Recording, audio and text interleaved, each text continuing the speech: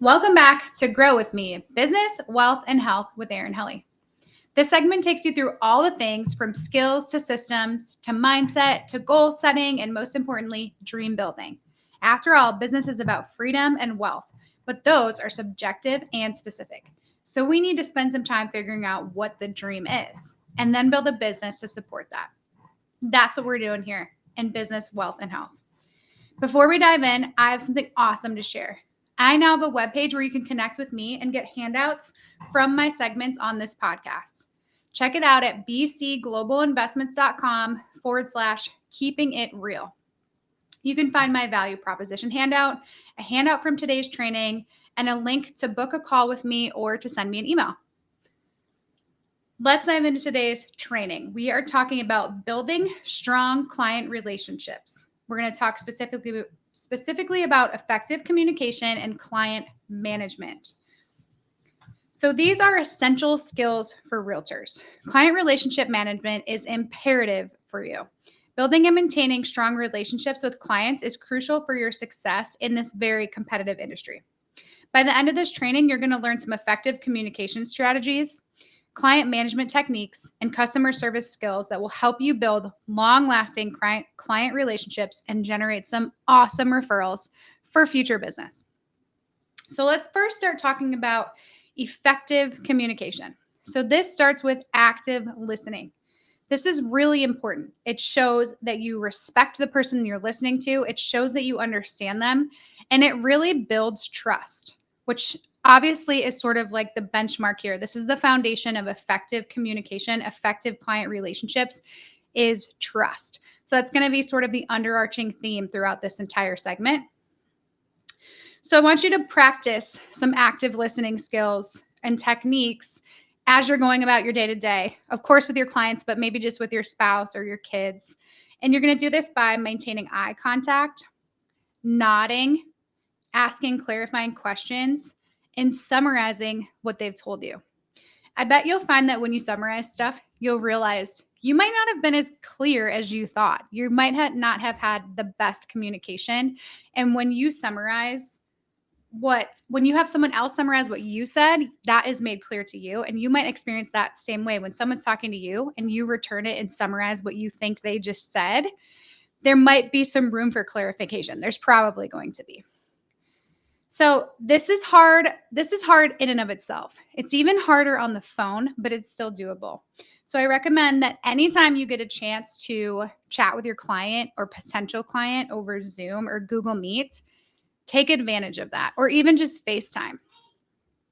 Another thing that I really suggest that you guys do, and that will really set you apart from other realtors, is when you have an update or you need to communicate with a client, especially about something that's important, record a video of yourself. Record yourself, not just your voice.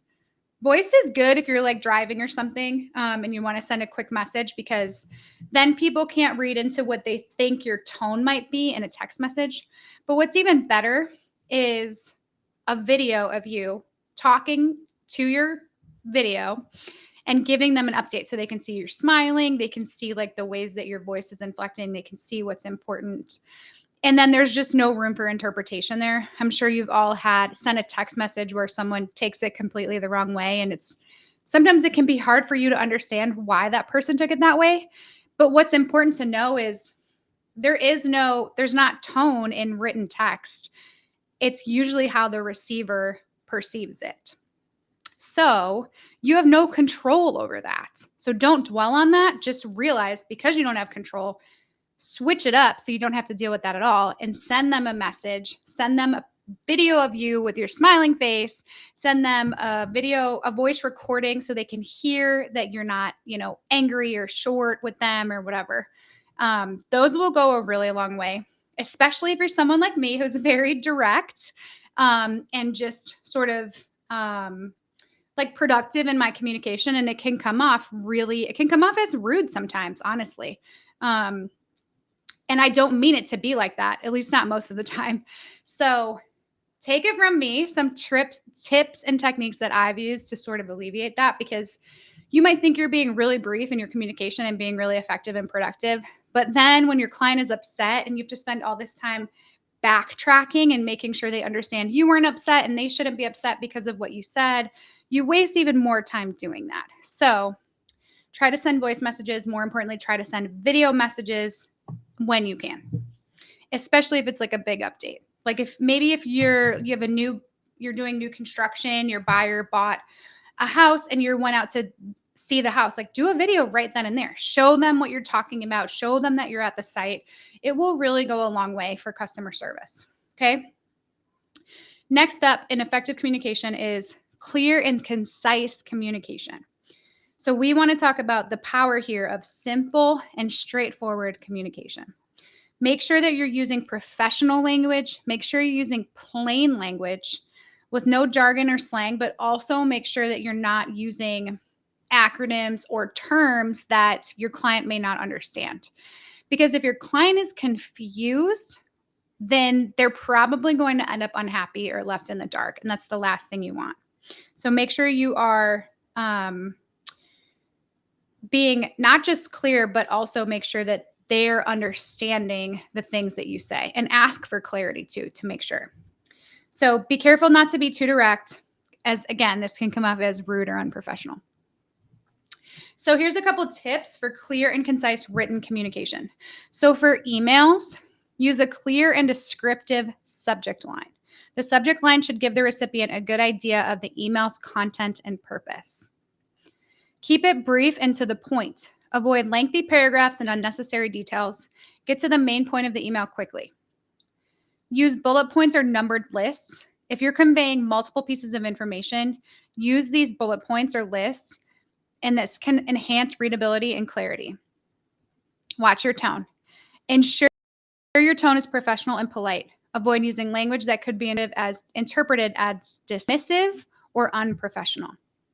And notice that word could interpret it, that, someone could interpret what you're saying as dismissive or unprofessional. That doesn't mean what you're saying is dismissive or unprofessional, but it could be interpreted that way. So you want to make an effort to avoid that in your communication off the bat. Proofread before sending. Always proofread your emails for spelling, grammar, and clarity before hitting the send button. If it's particularly complex, or if you're just having a hard time being brief or getting to the point, have someone else read it to make sure that they understand it. Someone who doesn't already have an idea of what you're talking about, so that it's clear that it's very well understood from start to finish. Okay. Text messages. Get to the point. Text messages are meant to be concise. State your purpose clearly and succinctly. Avoid abbreviations and slang. While some familiar informality is acceptable, avoid using excessive abbreviations or slang that could be misunderstood. Respect the recipient's timeline. Be mindful of the recipient's schedule and avoid sending non-urgent messages during off hours, right? So if it's something that's not important, don't send it on a Friday night. Use emojis wisely. If appropriate, use emojis to convey tone or emotion, but do so sparingly and unprofessionally. Okay, so this is good when you are being really direct, or that this is a particularly emotional thing for your clients. Like throw a smiley face in there, right? Or if you suspect that the seller's agent is being snarky or something like that, and you are relaying a message, like put a little winky emoji in there or something, or be really clear about what you're trying to say. Include a call to action. Clearly state what action, if any, the recipient needs to take in response to the message. Okay, so moving on to client management strategies. So this first and most important one is regular and proactive communications. Regular check-ins with clients are so important. People are going to get unhappy or even upset very quickly if they feel that they're being left in the dark. So you need to be proactive in this communication and anticipate their needs and provide updates without being prompted. Even if there is no update, check in with them and let them know that, hey, I don't have an update for you. Like maybe on a Friday afternoon, I know we were waiting on this. I don't have an update yet. I will check in with you first thing Monday morning. Always make sure they know what the next step is or when they expect to hear from you next. Utilize various communication channels, phone calls, emails, text messages, and in-person meetings. Don't be the realtor that only texts. I know it's efficient, but I'm telling you right now, it irritates a lot of people. And maybe you have a buyer or a seller who appreciates just text message communication. That's okay, but just make sure you clear that with them first. Next thing is setting realistic expectations. So you want to manage client expectations from the very start. So be straightforward and honest. Walk them through the process and share what could go wrong or cause delays. Clearly explain to them the entire process, whether they're buying or selling. Make sure they know what the timeline is. Make sure what they know about any potential challenges. Keep clients informed of any changes or delays promptly. Bad news does not get better with time, so share things as you learn them. Referral generation. Let's talk about that next. Building trust and loyalty is, again, first and foremost. So you need to provide exceptional service in order to do this. Be authentically you. Take care of them as best you can and get help when you need it. If you don't know something or you're stuck, there are so many resources out there to help you. Your broker, your team leader, if you have one, other agents, you can reach out to me. Don't just leave your client hanging.